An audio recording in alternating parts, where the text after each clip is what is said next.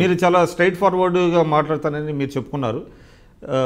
అంటే ఉన్నది ఉన్నట్టుగా మాట్లాడతానని చెప్పుకుంటున్నారు. ఇది నిజమంటారా? రాష్ట్ర బీజేపీలో ఎటువంటి వైరుధ్యాలు కానివ్వండి, విభేదాలు కానివ్వండి, ఏకతాటిపై నడుస్తున్నటువంటి ఉన్నదా పరిస్థితి? సార్, వైరుధ్యాలు, విభేదాలు, అభిప్రాయ భేదాలు అనేటివాటికి ఈ మూడింటికి మధ్యలో చాలా డిఫరెన్స్ ఉంది సార్. ప్రజాస్వామ్య పార్టీలో అసెంబ్లీలో కానీ, పార్లమెంట్లో కానీ, టీవీ ఛానళ్ళలో కానీ మనుషులు కూర్చున్నప్పుడు మీ అభిప్రాయం మీరు చెప్తారు, నా అభిప్రాయం నేను చెప్తాను సార్. ఇద్దరు అభిప్రాయం ఏకీభవించాలని ఎక్కడ కూడా రూల్ లేదు సార్. ఏకీభవించవచ్చు పార్టీ కూడా ఎక్కడైనా సార్. ఇప్పుడు పార్టీలో డెమోక్రసీ ఉంటుంది కదా సార్. కిషన్ రెడ్డి గారు ఎల్పీ లీడర్గా మాట్లాడతారు, లక్ష్మణ్ గారు పార్టీ ప్రెసిడెంట్గా మాట్లాడతారు, దత్తాత్రేయ గారు కేంద్ర మంత్రిగా మాట్లాడతారు. రకరకాలైనటువంటి అభిప్రాయాలు వచ్చిన తర్వాత అందరి అభిప్రాయాల్ని క్రోడీకరించి మెజారిటీ అభిప్రాయాన్నే పార్టీ ఇంప్లిమెంట్ చేస్తుంటుంది. దానికి ఒక పార్లమెంటరీ పార్టీ బోర్డు అని, రాష్ట్ర కమిటీ అని, రకరకాలైనటువంటి స్థాయిలలో రకరకాలైనటువంటి నాయకుల్ని అడ్జస్ట్ చేసుకుంటున్నటువంటి పార్టీ. నేను మళ్ళీ చెప్తా ఉన్నా, భారతీయ జనతా పార్టీ తెలంగాణ రాష్ట్ర శాఖలో ఎలాంటి లుకలుకలు లేవు. ఏదైనా ఒక ఇష్యూ జరుగుతున్నటువంటి సందర్భంలో రేపు అమిత్ షా గారు వస్తున్నారు, నల్గొండ పోదామా, మెదక్ పోదామా అంటే మెదక్ వాళ్ళందరూ మెదక్ తోలుకురమ్మని అడుగుతారు, నల్గొండ వాళ్ళందరూ నల్గొండకు తీసుకురమ్మని అడుగుతారు. 2 జిల్లాలకు రాలేని పరిస్థితి నల్గొండకు పోయినరు అనుకోరు, మెదక్ జిల్లా దీన్ని వ్యతిరేకించిందని చెప్పుకుందామా? మా జిల్లాకు రావాలని అడగడం నా స్వార్థం. అంతే జరుగుతాయి సార్, అంతే జరుగుతాయి. ఇప్పుడు పర్సనల్గా డిఫరెన్స్ ఉండడానికి కిషన్ రెడ్డి గారికి, లక్ష్మణ్ గారికి మధ్యన వైరుధ్యాలు ఉండడానికి ఏం అవకాశం ఉంది? ఇద్దరు గౌరవ శాసనసభ్యులు. లక్ష్మణ్ గారి కంటే ముందు కిషన్ రెడ్డి గారు 2 టర్ములు అధ్యక్షులుగా చేసిర్రు. భారతీయ జనతా పార్టీలో 3వ టర్మ్ అధ్యక్షునిగా ఉండేటువంటి అవకాశం లేదు. కాబట్టి కిషన్ రెడ్డి గారు టర్మ్ అయిపోయిన తర్వాత లక్ష్మణ్ గారికి ఇచ్చిండ్రు. మారిన కాలానికి అనుగుణంగా మీరే చెప్పారు, బడుగు బలైన వర్గాల ప్రజల మనసులలో ఒక ఆకాంక్ష ఉంది, మా నాయకత్వం ఎదగాలని కోరుకుంటున్నారు. దాన్నే మేము చేస్తున్నాం కదా సార్. దాన్ని కూడా తప్పుపడితే ఎట్లా? నాకు తెలిసి కిషన్ రెడ్డి గారు ఎక్కడ కూడా వారిని విభేదించిరనో వ్యతిరేకించిరనో నేను అనుకున్నట్లేదు.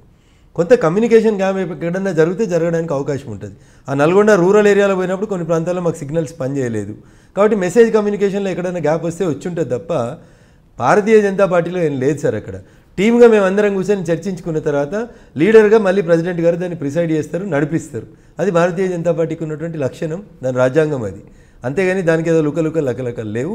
అభిప్రాయ భేదాలు నేను చెప్పిన కదా, నల్గొండకు రావాలని నల్గొండ జిల్లా అధ్యక్షుడు అడుగుతాడు, మెదక్ రావాలని మెదక్ జిల్లా అధ్యక్షుడు అడుగుతాడు. ఫైనల్గా ఏదో ఒక జిల్లాకు పోతే మిగతా వాళ్ళంతా బైకాట్ చేసినట్టు కాదు సార్. వాళ్ళ అభిప్రాయం మా జిల్లాకు వస్తే పార్టీ బలపడుతుందని అడుగుతారు, రాలేనప్పుడు అడ్జస్ట్ అవుతారు. అది డిఫరెన్స్ ఆఫ్ ఒపీనియన్ అవుతుంది. అది వైరుధ్యమో లేకపోతే ఇంకా శత్రుత్వమో కాదు సార్, అది చర్చ మాత్రమే. అంటే ఇప్పుడు మీకు ఎన్డీఏలో తెలుగుదేశం ఒక భాగస్వామిగా ఉంది, ఆంధ్రాలో వాళ్ళు ప్రభుత్వంలో ఉన్నారు మీ పార్టీ.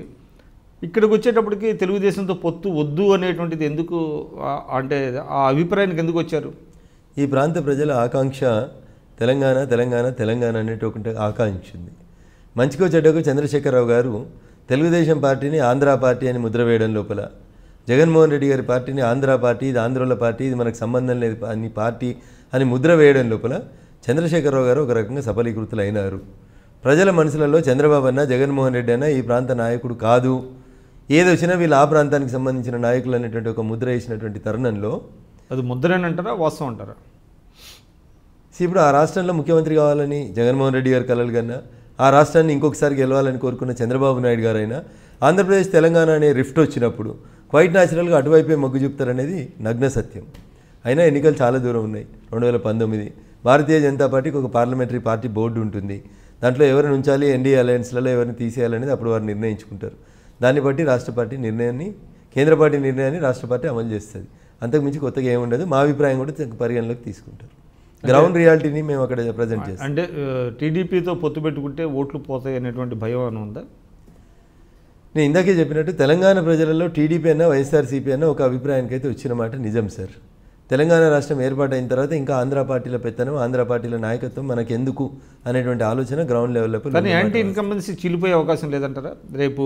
అంటే డిఫరెంట్గా పోటీ చేస్తే సార్, నేను ఇందాక ఒక సందర్భంలో మీరు ప్రశ్న అడిగితే చెప్పిన, నేను 1983లో ఎన్టీ రామారావు పార్టీ పెట్టినప్పుడు శ్రీకాకుళంలో ఓటర్ ఎట్లయితే తెలుగుదేశం కేసిండో, సిద్దిపేట ఓటర్ కూడా తెలుగుదేశం కేసిండు, కరీంనగర్లో ఎట్లా వేసారో ఖమ్మంలో కూడా గట్లే వేసారు.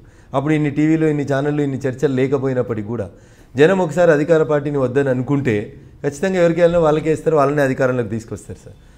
ఉత్తరప్రదేశ్లో చూసినాం మనం, సమాజ్వాదీ పార్టీ వద్దనుకున్నారు, కాంగ్రెస్ కూడా పోయి సమాజ్వాదీతో కలిసి అయిపోయింది, మహాగఠబంధన్ అయిపోయింది, గెలుస్తారని మీరు అనుకున్నారు, మేము అనుకున్నాం, అందరం అనుకున్నాం. కానీ గ్రౌండ్ రియాలిటీకి వచ్చినప్పుడు ఏం జరిగింది? జనం వద్దు అని అనుకున్నారు, కాంగ్రెస్ని, సమాజ్వాదీని, బహుజన్ సమాజ్ పార్టీని వద్దు అనుకున్నారు. జనం ఓటేయాలని అనుకుంటే ఎవరు ఆపగలుగుతారు సార్? ఏ మీడియా ఆపగలుగుతుంది? ఎవరు అంచనా వేయగలుగుతారు? రేపు ఈ రాష్ట్రంలో కూడా అదే పరిస్థితి రాబోతా ఉంది. Kindly subscribe to I dream news.